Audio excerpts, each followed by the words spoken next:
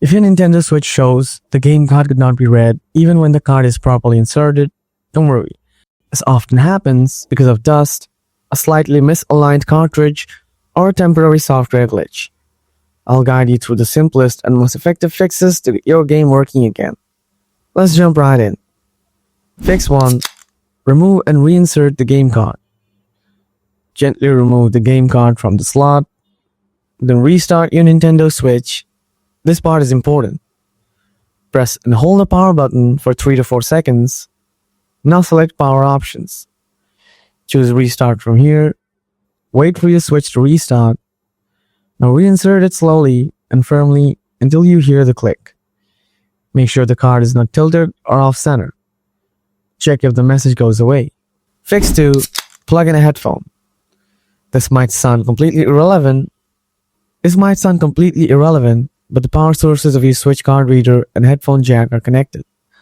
So when you connect your headphones to the slot, it might trip out the auxiliary port and make it short circuit, which will lead to the card slot detecting your game.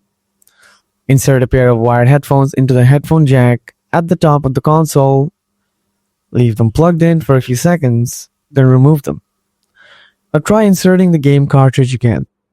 It sounds odd, but it's worked for a lot of people experiencing weird cartridge reader glitches.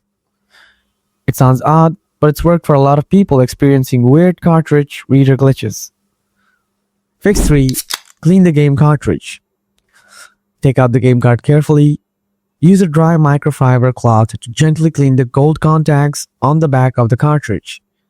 If you have rubbing isopropyl alcohol, then you can use it to wipe the part more effectively. Wipe in straight lines, not circles, as it can damage the area.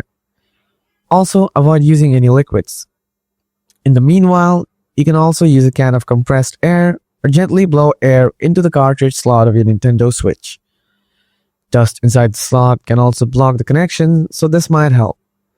Don't poke anything inside, just a short burst of air will do. Now reinsert the cartridge and test again. I hope one of these fixes worked for you. Try them a couple of times, since sometimes doing it again helps. If it still doesn't work, it's a good idea to take your device to a professional repair shop. That's all for today's video. Thanks so much for watching until the very end.